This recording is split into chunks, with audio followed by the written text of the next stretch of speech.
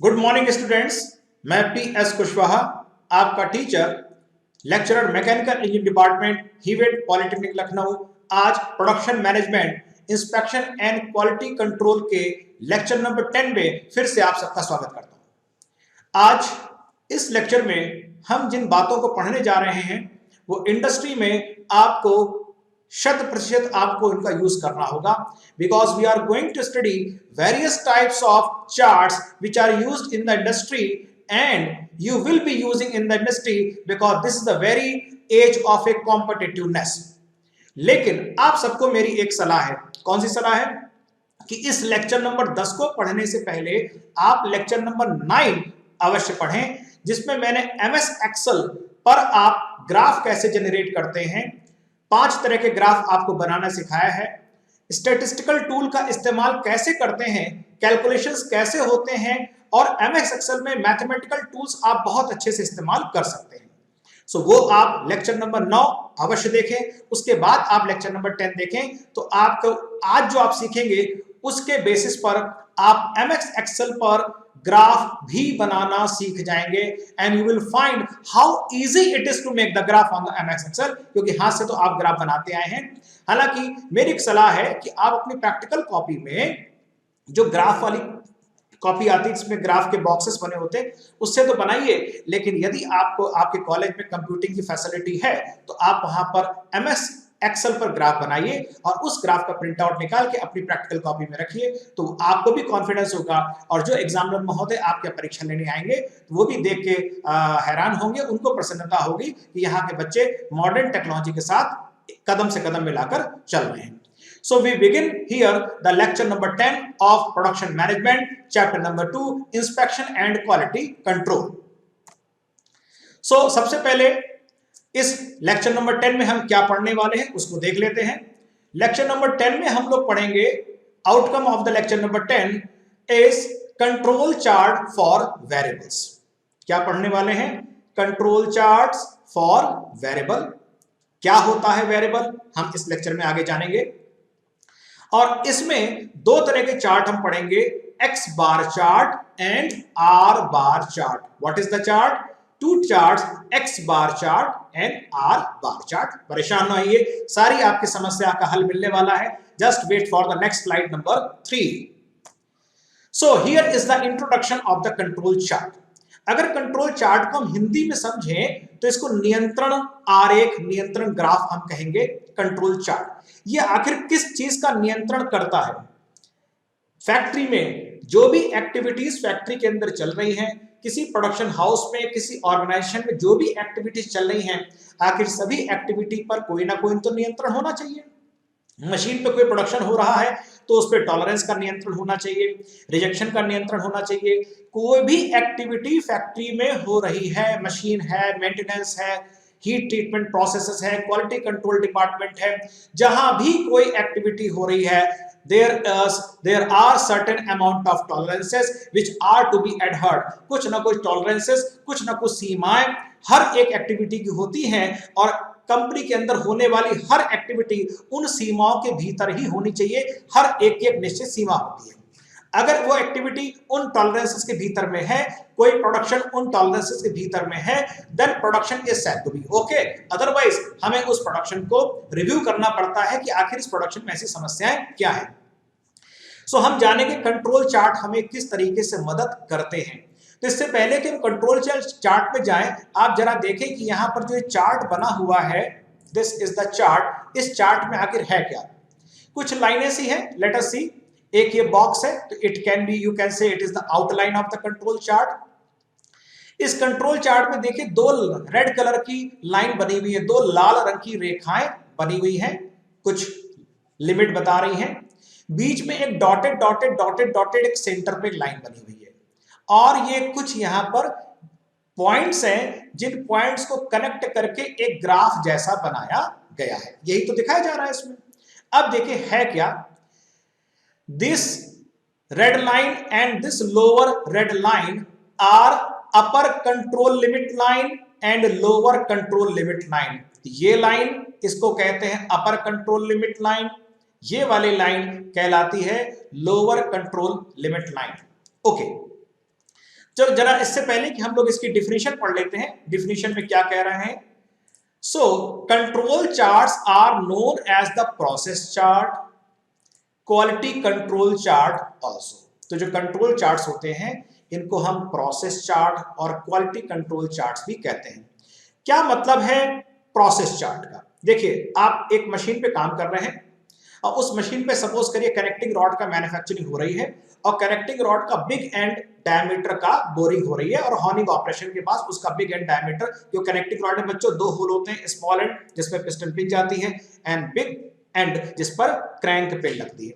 तो big and की horning operation connecting rod की हो रही है। वहां जो प्रोसेस हो रहा है उस मशीन पर, अगर उस मशीन के बिहेवियर का हम एक प्रोसेस बनाएं, उसको हम ग्राफिकल रिप्रेजेंटेशन करें और उस ग्राफिकल रिप्रेजेंटेशन के बाद हम उस मशीन के बिहेवियर के बारे में हम स्टडी करना चाहें कि इस मशीन का नेचर है क्या, मशीन सेटिंग करने के बाद कैसा बिहेव करती है, 2 घंटे बाद कैसा बिहेवियर इसका हो जाता है, शिफ्ट खत्म होने के 2 घंटे पहले इसका बिहेवियर कैसा हो जाता है। So all this can be explicitly seen by the drawing the control charts.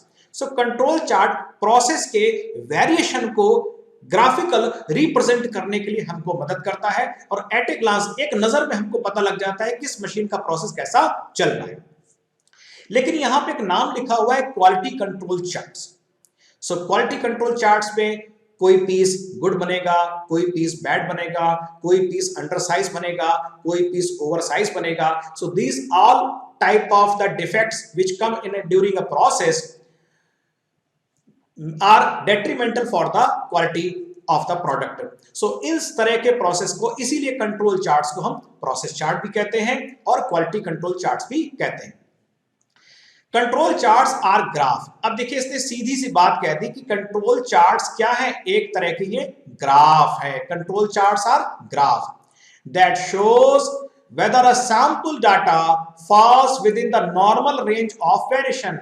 बल्कि वो ये बताता है कि कोई डाटा जो हमने कलेक्शन किया, सपोज करिए कनेक्टिंग रॉड में प्रोडक्शन हो रहा है, सुबह से लेकर शाम तक एक 24 घंटे की 3 शिफ्ट में कनेक्टिंग रॉड का प्रोडक्शन एक पर्टिकुलर मशीन पे 1000 पीस का होता है और हमने हर पीस का साइज नोट किया। We are studying a machine. उस मशीन पे सुबह 6 बजे पहली शिफ्ट शुरू हुई, दोपहर के 2:30 बजे दूसरी पहली शिफ्ट खत्म हुई, 2:30 बजे से रात 11 बजे तक दूसरी शिफ्ट चली, रात 11 से सुबह 6 तक तीसरी शिफ्ट चली। ए, बी और सी राउंड द क्लॉक जो प्रोडक्शन हो रहा है मशीन पर, हमने right from the beginning of the 6 o'clock the first piece, वहां से हर पीस के प्रोडक्शन होता जा रहा है, हम बगल में साइज नोट करते जा रहे हैं। कंपोनेंट कनेक्टिंग रॉड मशीन से उतरी, हमने उसका साइज चेक किया। साइज चेक करने के लिए नॉर्मली एयर गेज का इस्तेमाल करते हैं और एयर गेज से हमने साइज चेक किया। और एयर गेज क्या होता है, एक टर्म आ गया यहाँ पे एयर गेज। तो बच्चों वेट आपका ज्यादा आपको इंतजार नहीं करना पड़ेगा। मेट्रोलॉजी एंड मेजरिंग इंस्ट्रूमेंट एक सब्जेक्ट होता है आपके 6ठे सेमेस्टर में, उसके जब वीडियोस आपको मिलेंगे तो उसमें आपको एयर गेज के बारे में सब बताया जाएगा। आपने 1000 पीस का प्रोडक्शन जो हुआ उसको आपने स्टडी किया, आपने सीक्वेंस में हर एक पीस का साइज नोट करके रख लिया। सो अगर उसको हम ग्राफिकल रिप्रेजेंट करें तो आप कहेंगे सर एक्स एक्सिस पे तो 1000 पीस आ जाएंगे, बहुत ज्यादा आ जाएंगे। उसका भी एक तरीका है, हम आगे समझेंगे। तो इस सैंपल डाटा से हम पता लगा सकते हैं कि अगले दिन जो उस मशीन पे प्रोडक्शन शुरू होगा तो उस मशीन का बिहेवियर कैसा होगा। So these control charts help us to maintain process production if it is occurring within the tolerance are going certain out of tolerance. Range जो होती है कंट्रोल चार्ट की, जो रेंज होती है इसको अपर कंट्रोल लिमिट कहते हैं। तो range of the control charts is denoted by this is known as upper control limit। तो this is the upper control limit, upper control limit। ये वाली लाइन जो है upper control limit हो गई। and lower line is known as the lower control limit। तो ये हो गया lower कंट्रोल लिमिट। इसको अपर कंट्रोल लिमिट और इसको लोअर कंट्रोल लिमिट कहते हैं। यहां पर एक बात पकड़ने वाली है। क्या पकड़ने वाली है कि अपर कंट्रोल लिमिट और lower control limit are not upper tolerance and lower tolerance. ये अपर स्पेसिफिकेशन लिमिट और लोअर स्पेसिफिकेशन लिमिट कतई नहीं है। These are the upper control limit and lower control limit, जो statistical measures में उसके फार्मूले से हमको पता लगेगा कि किसी प्रोसेस की अपर कंट्रोल लिमिट क्या होनी चाहिए और लोअर कंट्रोल लिमिट क्या होनी चाहिए। ये हमें स्टैंडर्ड हमें पता लग जाएगा और अब हम जानेंगे कि हमारी मशीन में एक्चुअल जो प्रोडक्शन कर रहा है वो उस अपर कंट्रोल लिमिट से ऊपर तो नहीं जा रहा है। अब जैसे इस पीस में देखिए, ये जो पीस है थोड़ा सा इसका कलर चेंज कर लेते हैं क्योंकि ग्राफ में ब्लू है। ये पहला, दूसरा, तीसरा, चौथा, पांचवा, सब देखिए अपर control limit lower control limit के बीच में है और ये मीन लाइन है, this is the mean line. और इस मीन लाइन में देखिए हम यहां थोड़ा पढ़ लेते हैं, तो ये अपर कंट्रोल लिमिट, ये लोअर कंट्रोल लिमिट और जो सेंटर में लाइन जा रही है इसको कहते हैं centre line. So this is the centre line. लेकिन देखिए एक पीस ऐसा है जो हमारे कंट्रोल लिमिट से बाहर हो गया। So this space which is outside the control limit is a problem for us. अब हमको, चाहे आप क्वालिटी के आदमी हो, आप प्रोडक्शन के हो, आप मेंटेनेंस के हो, आपको इस बात पे ध्यान देना होगा आखिर ये एक पीस या एक ये सब ग्रुप कंट्रोल लिमिट को पार करके क्यों चला गया। क्या ये किसी रैंडम कॉज की वजह से हुआ है, किसी रैंडम कारण की वजह से हो गया, कोई पीस गलत तरीके से मशीन पे फिट हो गया था तो ठीक से प्रोडक्शन नहीं हो पाया, या ये पीस किसी असाइनेबल कॉज की वजह से हुआ है, किसी चांस काज की वजह से हुआ है। असाइनेबल दो तरह के कॉजेज होते हैं, जिन कॉजेज को मशीन में अगर कोई समस्या आ रही है, आपने कारण पता लगाया, उस कारण का निवारण आपके पास उपलब्ध है, उसको हम ठीक कर सकते हैं, उस तरह के कॉजेज को बोलते हैं असाइनेबल कॉजेज। लेकिन मशीन के वेरिएशंस में कुछ ऐसे वेरिएशंस होते हैं जिन पर हमारा नियंत्रण करना संभव नहीं है। देखिए भगवान ने हमको 5 उंगलियां दी हैं, 1 2 3 4 5, ये पांचों एक जैसी नहीं है। तो ऐसे मशीन के वेरिएशंस जिन पर हमारा नियंत्रण पाना संभव नहीं है, उनको हम कहते हैं चांस कॉजेज। तो अब हमें ये स्टडी करना पड़ेगा कि ये पर्टिकुलर सब ग्रुप के जो पीस है या एक पर्टिकुलर एक पीस है, ये आखिर में कंट्रोल लिमिट से बाहर क्यों गया। यहां बच्चों एक बात समझ लीजिए कि कंट्रोल लिमिट और specification limit are two different things. हम अभी समझेंगे अगली स्लाइड्स में। सो इस कंट्रोल चार्ट में आप देख रहे हैं, कंट्रोल चार्ट में बेसिकली 3 लाइन होती हैं, एक अपर कंट्रोल लिमिट, एक लोअर कंट्रोल लिमिट, एक सेंट्रल लाइन और एक लाइन ये जो चलेगी ग्राफ की लाइन चलेगी। सो इस तरीके से कंट्रोल चार्ट हमको ऐसा दिखाई पड़ता है। नाउ इससे पहले कि हम एक्स बार चार्ट और आर चार्ट को पढ़ें, हम एक ये जान लेते हैं कि कितने प्रकार के कंट्रोल चार्ट्स होते हैं। There are various types of control charts, लेकिन आपको अपने सिलेबस में 4 प्रकार के कंट्रोल चार्ट्स पढ़ने हैं। ये जो 4 प्रकार के कंट्रोल चार्ट्स हैं, ये फर्दर 2 कैटेगरी में डिवाइड होते हैं। कंट्रोल चार्ट्स फॉर वेरिएबल्स, इस लाइन को थोड़ा सा ठीक कर लेते हैं, इरेजर कर लेते हैं। Control charts for, ledger use करते हैं, control charts for variables and control charts for attribute. ये जो लेक्चर नंबर 10 है, this focuses on control charts for variables, and the lecture number 11 shall focus on the control charts for attribute। हाँ, चूंकि इस slide में हम खड़े हैं, थोड़ी सी जानकारी आपको बता दें। जो मशीन पर मैन्युफैक्चरिंग के दौरान कंपोनेंट के जो साइज बन रहे हैं, जो उसकी डायमेंशंस मैन्युफैक्चरिंग हो रही है, उन डायमेंशंस पे जो वेरिएशंस आ रहे हैं, जो साइज आप नाप रहे हो, जिसको आप मेजर कर सकते हो, vernier caliper, micrometer, dial bore gauge, air plug gauge, यानी जो मीजरेबल साइजेस हैं, जो डायमेंशंस आप नाप सकते हो, यानी जो डाटा आपको कंटिन्यूअस मिल सकता है, उसके ग्राफ को कहते हैं कंट्रोल चार्ट्स फॉर वेरिएबल्स। और इस तरह की, सपोज करिए कनेक्टिंग रॉड आप बना रहे हैं, कनेक्टिंग रॉड का big and diameter 28 plus 21 micron minus 0.00 micron, यानी 28 प्लस 21 माइक्रोन की टॉलरेंस है। अब आपके तमाम सारे पीस बनेंगे, कुछ 28 के बनेंगे, कुछ 28.001 के बनेंगे, कुछ 28.019 के बनेंगे, कुछ 28.015 के बनेंगे। तो ये लगातार आपको इस तरह का डाटा आता जाएगा। इस तरह के डाटा जो होते हैं, इनको कंटिन्यूअस नेचर का डाटा कहा जाता है, क्योंकि आपकी जो कनेक्टिंग रॉड है वो 28.000 से लेकर 28.021 मिलीमीटर तक हो सकती है, और सारे डाटा आपको इसके बीच में मिलेंगे अगर कनेक्टिंग रॉड ओके बन रही है। So this type of data are said to be the continuous data, और इन डाटा को हम कहते हैं वेरिएबल्स। तो ये एट्रीब्यूट क्या है? एट्रीब्यूट, सपोज करिए आप गेज से कोई पीस चेक कर रहे हैं, आपके पास वर्नियर कैलिपर या माइक्रोमीटर नहीं है, आपको मैंने एक शाफ्ट दे दी, अब बोले साहब ये शाफ्ट है या शाफ्ट मैन्युफैक्चरिंग हो रही है, या आप स्नैप गेज ले लीजिए, स्नैप गेज से इसका डायमीटर चेक कर लीजिए। तो आपको बच्चों पता है कि गेजेस क्या होते हैं, वो आपको गेजेस ये बताते हैं कि कोई जो साइज बना वो साइज ओके है या वो ओके नहीं है, इतना बताएगा ओके या नॉट ओके। नॉट ओके में दो स्थितियां होंगी, ओवर साइज होगा तो स्नैप गेज जाएगा ही नहीं, और अंडर साइज होगा तो नो-गो वाला हिस्सा भी चला जाएगा। तो हम इतना बता देंगे यूजिंग द गेज गुड और बैड, ओके या नॉट ओके। लेकिन ओके और नॉट ओके के बीच की कोई स्थिति नहीं है, and such type of quality, such type of parameters which are checked are known as attribute. So let us see the X bar chart. देखिए एक्स बार चार्ट क्या है, बहुत ध्यान से समझिएगा। आप चूंकि ग्राफ बनाना पिछले लेक्चर में सीख चुके हैं तो आपको समस्या नहीं आएगी। X bar chart is used to monitor the mean of a process। X bar chart क्या करता है?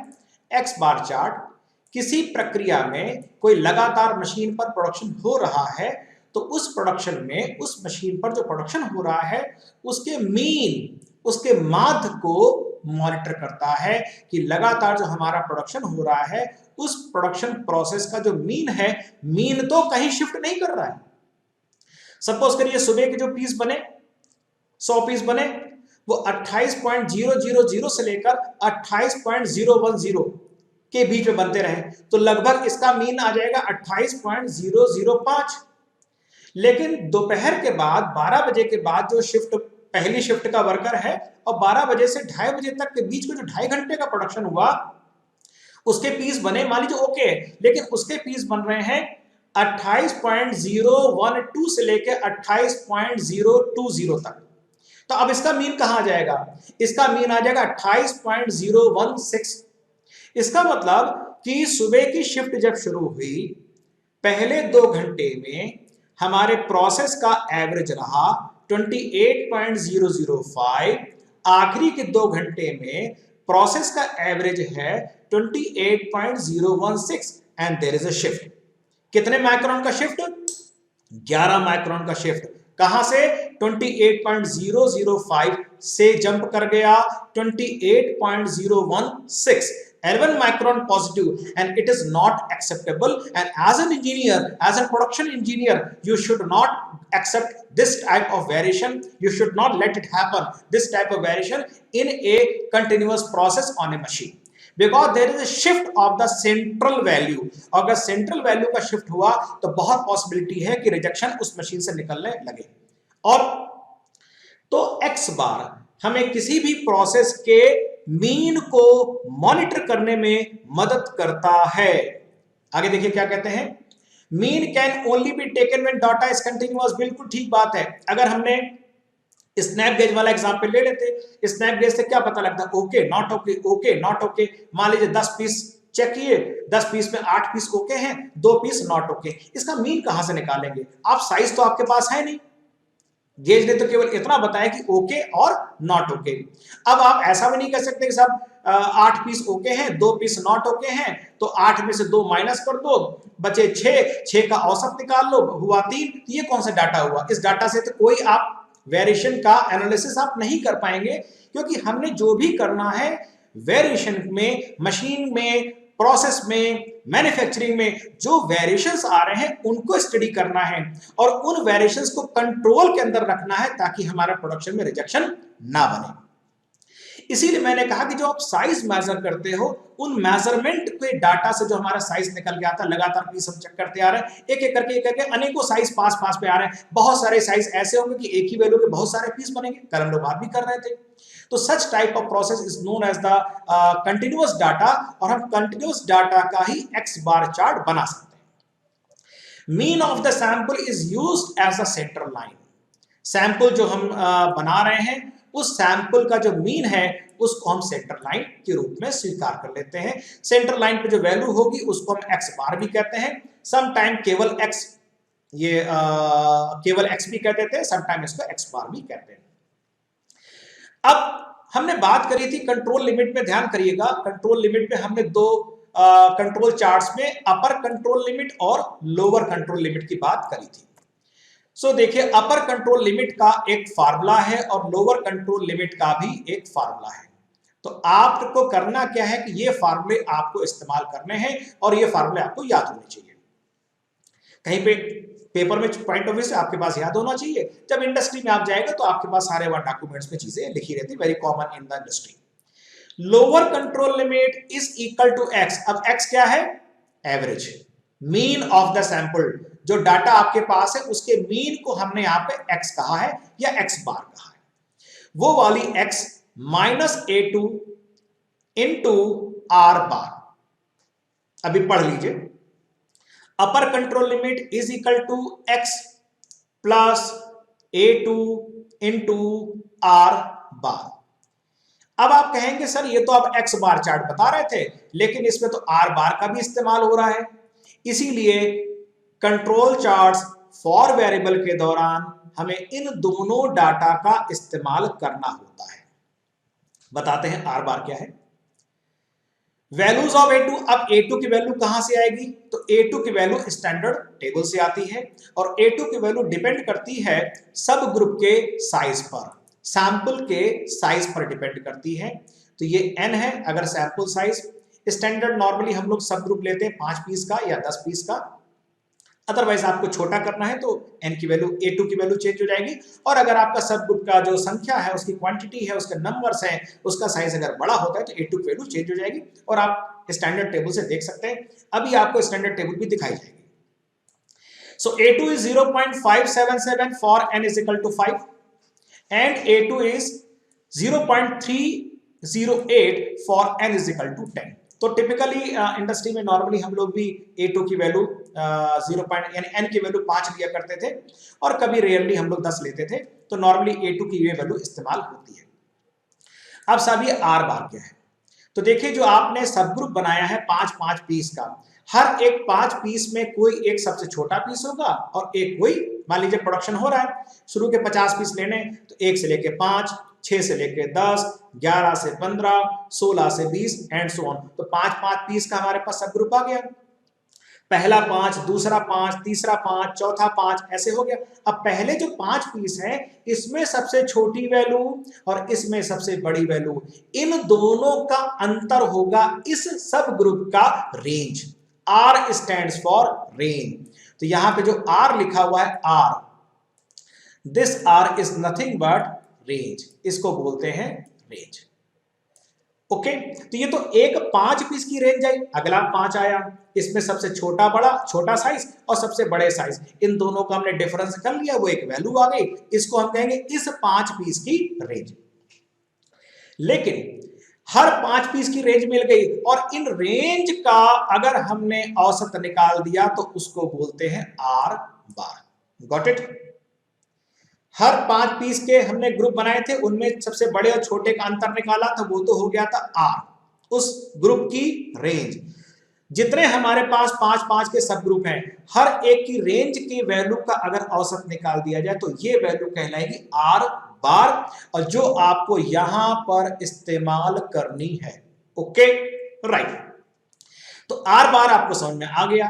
A2 की वैल्यू आपको स्टैंडर्ड टेबल से मिलेगी, जो वैल्यू डिपेंड करेगी सब ग्रुप के साइज पर। सब ग्रुप की साइज अगर 5 है तो 0.577, सब ग्रुप का साइज अगर 10 है तो 0.308 हम इस्तेमाल कर लेंगे। और इस तरीके से आपको एक्स बार कंट्रोल चार्ट की क्या आ जाएगी? एक्स बार कंट्रोल चार्ट की लोअर लिमिट और अपर लिमिट आपको पता लगे। Now you have the lower limit and the upper limit of the X bar chart. Okay, आगे बढ़ते हैं। एक शक्ल देख लीजिए, अभी केवल आप शक्ल देखिए, इसमें परेशान बिल्कुल मत होइए। अब आप चैप्टर नंबर 9 पढ़ चुके हैं, आपको बार ग्राफ बनाना, आपको ग्राफ बनाना, लाइन ग्राफ आपको बनाना कल मैंने सिखाया था, वही यहां पर बनाया हुआ है। अभी आप बनाना सीखेंगे, अभी केवल उसका आप स्क्रीनशॉट देखिए। सो this is the X bar chart. X bar chart यहां भी लिखा हुआ है। दिस इज व्हाट, देखेंगे ब्लू, ये देखिए ब्लू कलर में, इसको रेड कर लेते हैं, रेड आपको यहां पे ज्यादा अच्छा लगेगा, पीला भी अच्छा लग सकता है, पीला करते हैं। सो this is what, this red ज्यादा अच्छा लगेगा, रेड करते हैं। रेड आ जाओ, आ गया, आ गया।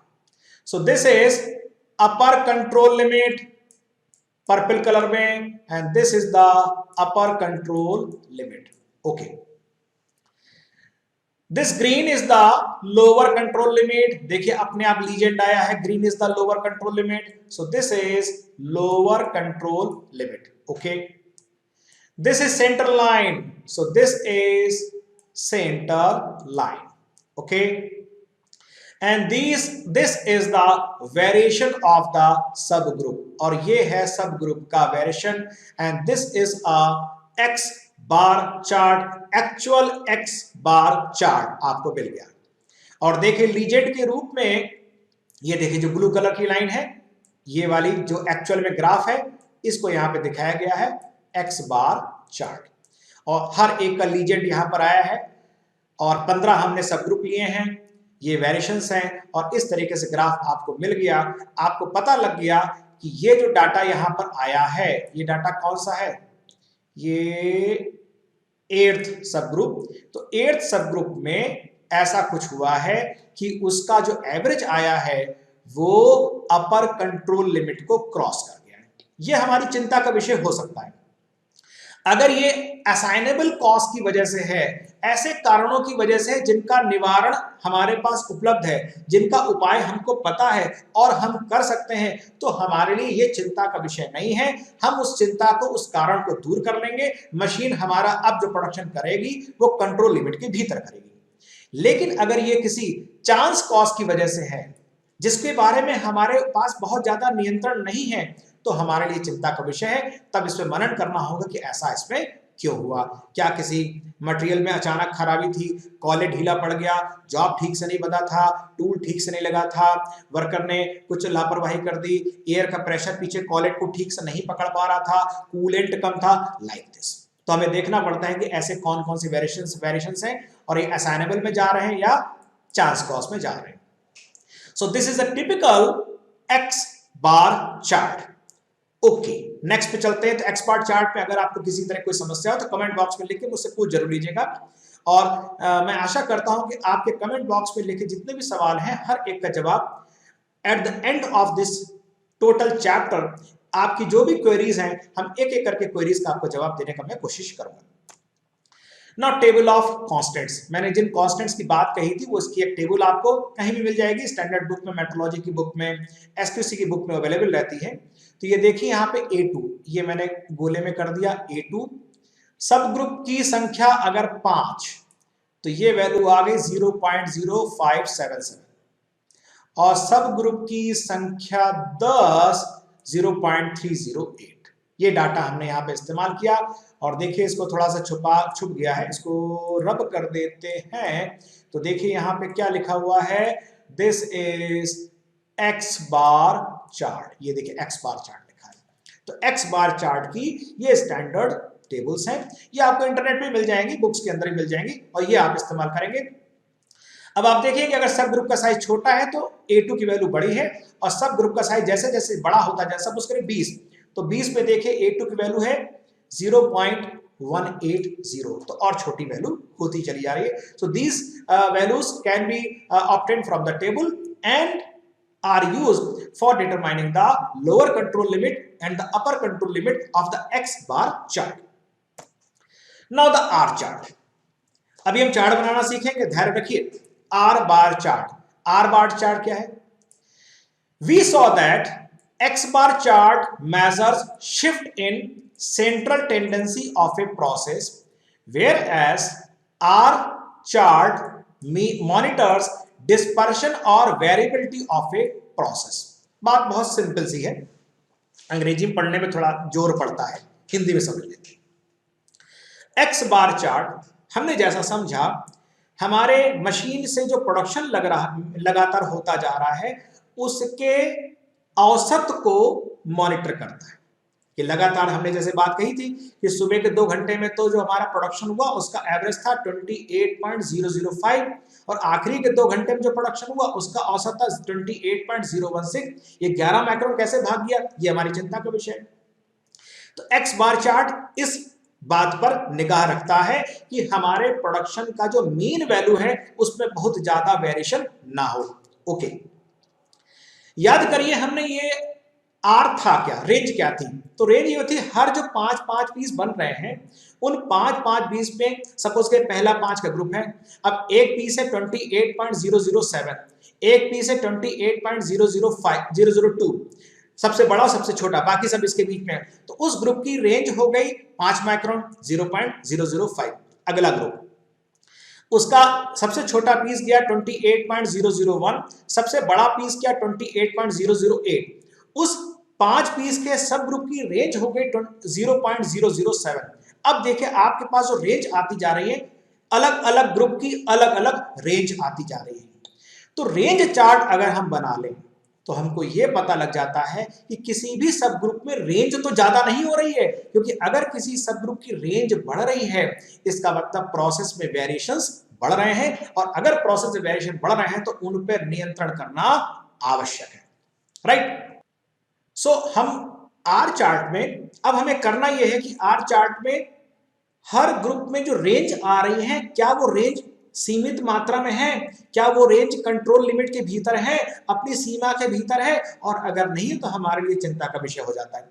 सो in the R chart we draw the graph of the range. इसीलिए कहा गया है इसको, हाँ इसीलिए कहा गया है आर चार्ट मॉनिटर्स डिस्पर्शन, फैलाव, वेरिएबिलिटी, कितना कहां से कहां तक वेरी कर रहा है, परिवर्तन हो रहा है ऑफ द प्रोसेस, ये बताता है। Mean of the range of the sample is centre line of the are बार और सिंपली द आर। तो इसका भी एक मीन होगा, जैसे वो बहुत सारे डाटा का औसत x था, इसी तरह हर रेंज का भी एक मीन होगा, इसको हम r से या r बार से डिनोट करते हैं। अब जैसा बच्चों आपको पता है कि उसमें x वाले में भी कंट्रोल लिमिट थी, इसमें भी कंट्रोल लिमिट होती है। So lower control limit is equal to d3 into R bar. R bar मैंने आपको पीछे बता दिया था, और अभी हम जब ग्राफ एक्चुअल बनाएंगे तो वहां पे तुरंत क्लियर हो जाएगा। Upper control limit is equal to d4 into R bar. So lower control limit is equal to D3 into R bar, upper control limit is equal to D4 into R bar. R bar आपको पता है D3 and D4 are taken from the table, और ये tables में available रहता है। D3 की value अगर सैंपल साइज 5 है तो D3 की वैल्यू 0 रहती है, और अगर सैंपल साइज 10 है तो D3 की वैल्यू 0.223 रहती है। इसी तरह D4 की वैल्यू सैंपल साइज 5 के लिए 2.114 और सैंपल साइज 10 के लिए 1.777 रहती है। और इसको आप यहां से देख सकते हैं, ये देखिए रहा आर चार्ट, ये रहा D3, ये रहा D4, ये रहा 5, ये देखिए 5 है, और 5 के लिए I D3 is equal to 0, it is 2 point, और D4 की वैल्यू 2.114। और अगर 10 पीस हो जाए, चले चले चले चले चले चले चले 0. D3 की वैल्यू D3 की वैल्यू 0.223 और D4 की वैल्यू 1.777 हमारे सामने वैल्यूज आ गई। सो ये सारी वैल्यूज आपके पास पहले से अवेलेबल हैं। तो ये X बार चार्ट के कंट्रोल लिमिट्स हो गए, R बार चार्ट के कंट्रोल लिमिट्स हो गए, R बार हो गया, X बार हो गया। अब आइए हम आगे बढ़ते हैं। तो ये एक टिपिकल आर बार चार्ट है, आप देख सकते हैं टिपिकल आर बार चार्ट, ये इसकी कंट्रोल लिमिट। अच्छा, अब जरी बड़े मजेदार बात, जब हमने ये देखा कि अगर हमने सैंपल साइज 5 का लिया है और इसमें D3 की वैल्यू 0 है, बड़ी इंटरेस्टिंग बात है। सैंपल साइज 5 के लिए D3 की वैल्यू 0 है, D3 इस्तेमाल हो रहा है लोअर कंट्रोल लिमिट में, इसका मतलब लोअर कंट्रोल लिमिट तो 0 है, यानी लोअर कंट्रोल लिमिट है क्या? वास्तव में हम ये नहीं चाहते कि किसी तरह का रेंज में वेरिएशन आए, हम तो चाहते हैं सारे पीस एक ही बने, और सारे पीस अगर एक बनेंगे तो रेंज की वैल्यू क्या हो जाएगी? 0। इसका मतलब सैंपल साइज 5 के लिए D3 की वैल्यू 0 का मतलब दिस, ये देखिए lower control limit green colour से दिखाई गई है, and this is lower control limit, and lower control limit is what? Is equal to 0। यहां पे फोटो आ गई है मेरी, LCL is equal to what? It is 0। इसीलिए देखिए ये लोअर कंट्रोल लिमिट जो है वो x एक्सिस पर कोइंसाइड कर गई। Now the upper control limit it is D4 into R बार, तो ये रही। एंड सेंटर लाइन, ये रही सेंटर लाइन, ये वाली, ये सेंटर लाइन ये वाली हो गई, this is the centre line. और ये देखिए हर ग्रुप की रेंज को हमने यहां पर प्लॉट किया है। और आप देख सकते हैं कि इस ग्राफ में जो वेरिएशंस हैं 6.3, 3.1, 5.3, 5.4, 7.3.4, 9. These are the variations of each सब ग्रुप। और ये जो सेंटर लाइन है, और सेंटर लाइन कहां पे दिखा रहा है, कुछ 6 और 7 के बीच में, और बल्कि 6.5 से थोड़ा छोटा। इसका मतलब कि जो इन सब का औसत है वो 6.23 के आसपास हो रहा होगा, विच इज द आर बार। और उसको हम यहाँ पे सेंटर बना देते हैं। 15 सब ग्रुप हमने लिए थे, एक्स बार चार्ट में 15 सब ग्रुप आपने लिए थे। अब हम जाते हैं एक्चुअल में कैलकुलेशन कैसे होती है। तो ये है उस कैलकुलेशन की ये एक डिस्प्ले है, और इस डिस्प्ले को आप यहां पर देख सकते हैं। अब इस डिस्प्ले में हम यहां पे देखेंगे देयर आर 15 ग्रुप। देखिए 15 ग्रुप है, T1, T2, T3, T4, T5, 15 group. इसको हम एक्सेल पे लेके चलते हैं। सो नाउ ये देखिए X bar chart. X bar chart, इस पे जितना कैलकुलेशन है येलो कलर में आप देख रहे हैं। आर बार चार्ट का जो कैलकुलेशन है ये आप यहां पर ग्रीन कलर में देख रहे हैं।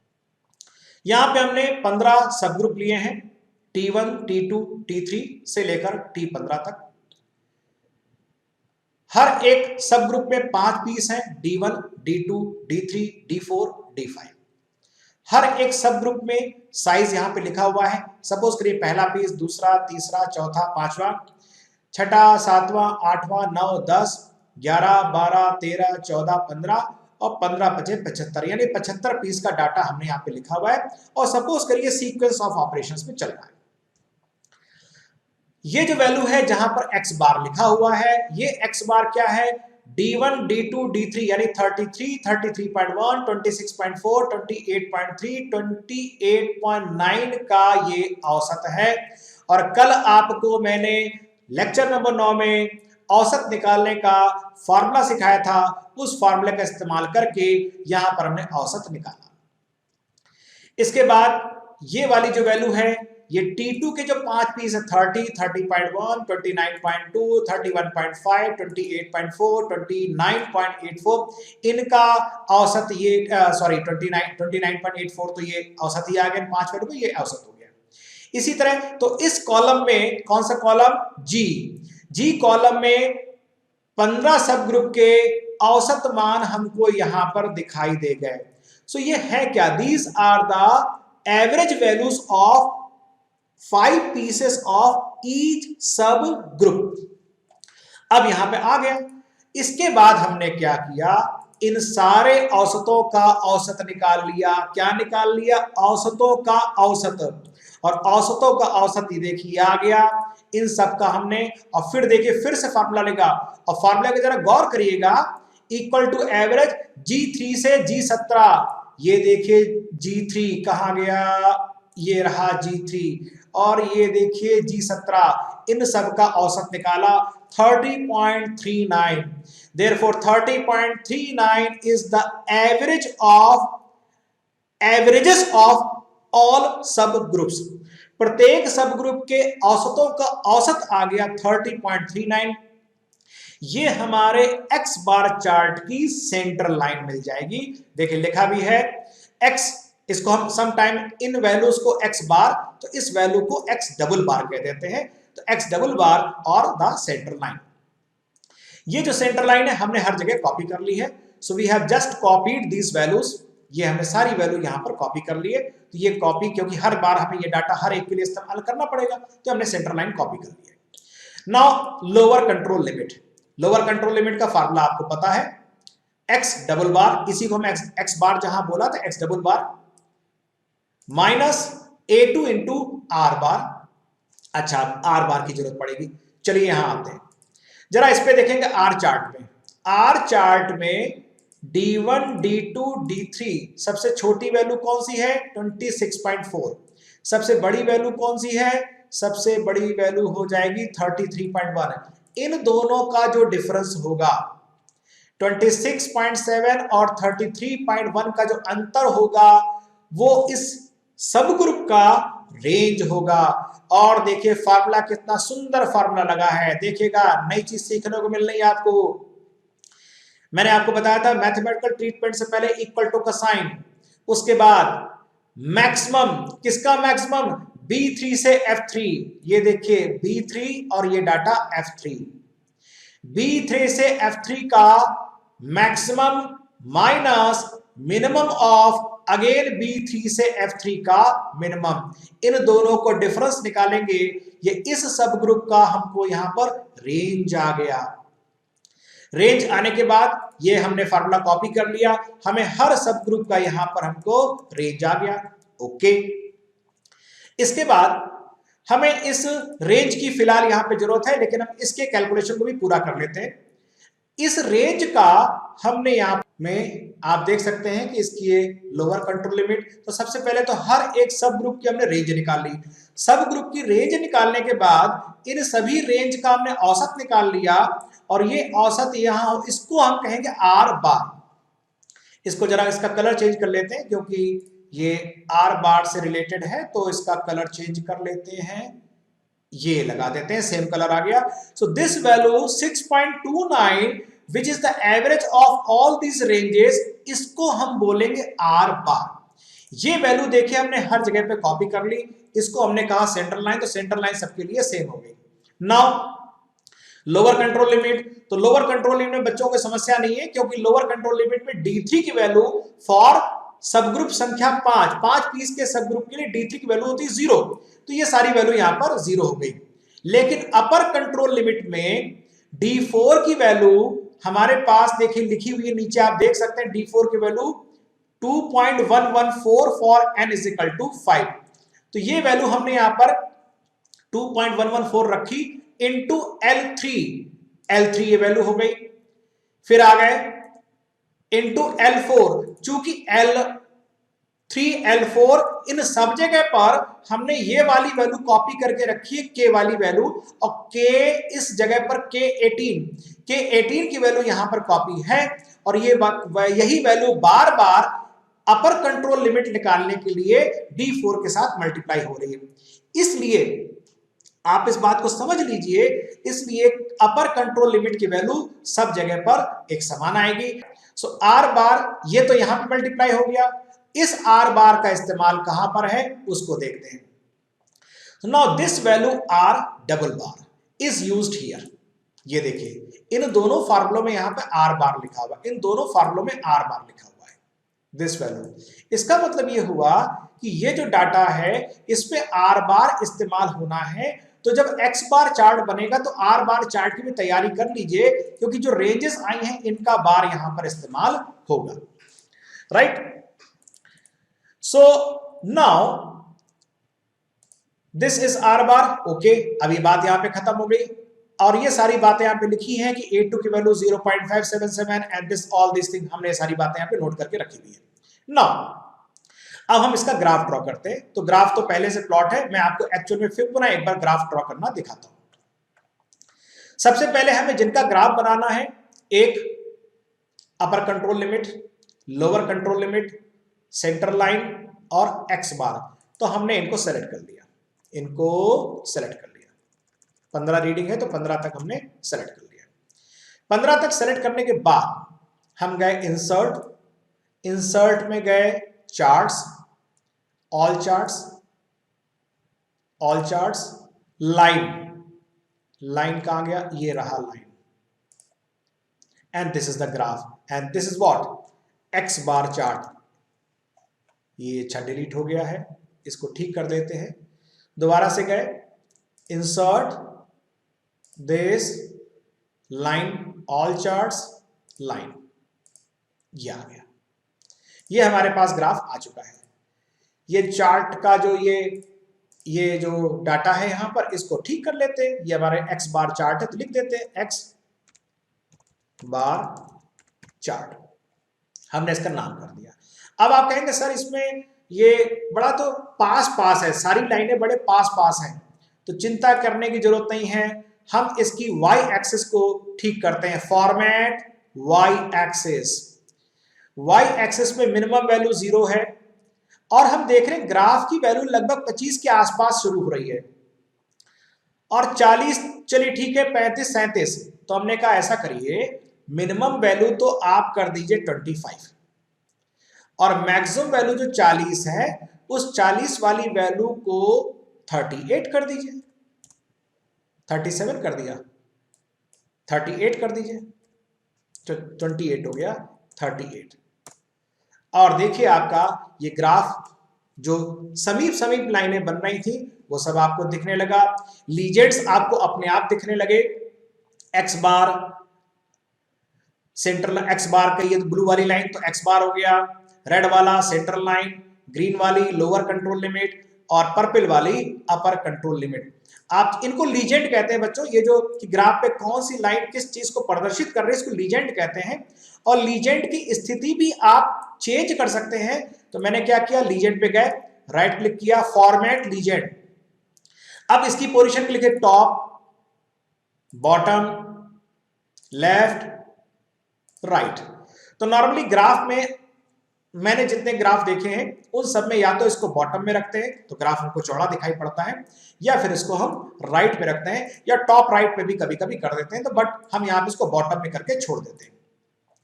अब आप कहेंगे सर हमको वैल्यू नहीं पता, तो आपको पता है, राइट क्लिक करेंगे, ऐड डाटा लेवल और ऐड डाटा लेवल, ये डाटा आ गया। सेंटर लाइन, तो सेंटर लाइन पे आप क्लिक करेंगे, ऐड डाटा लेवल, ये वैल्यू आ गई। Lower control limit, add data level, ये भी आ गया।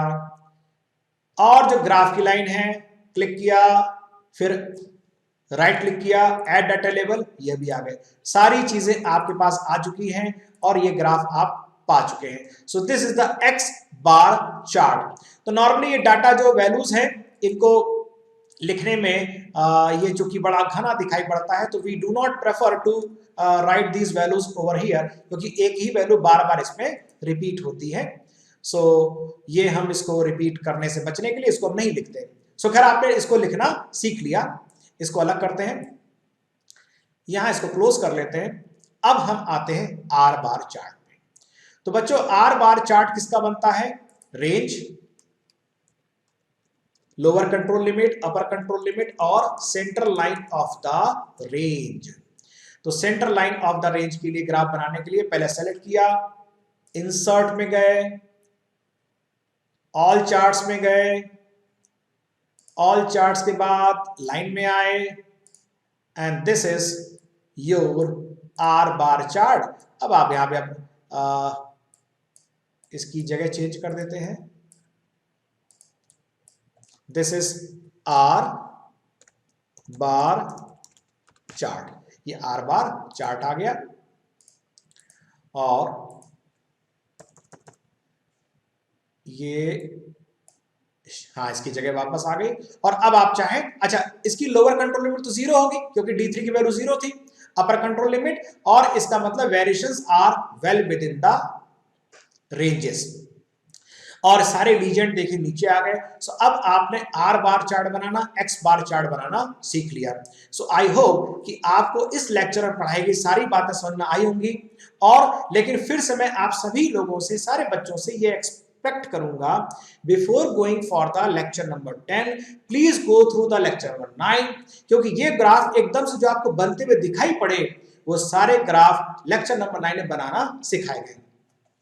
So this is all about the X bar chart, are bar chart, इनका एक कंबाइंड नाम है कंट्रोल चार्ट फॉर वेरिएबल्स। अगले लेक्चर में हम लोग पढ़ेंगे कंट्रोल चार्ट्स फॉर एट्रीब्यूट्स, जिसमें हम और बातों को पढ़ेंगे। So thank you very much for this as of now.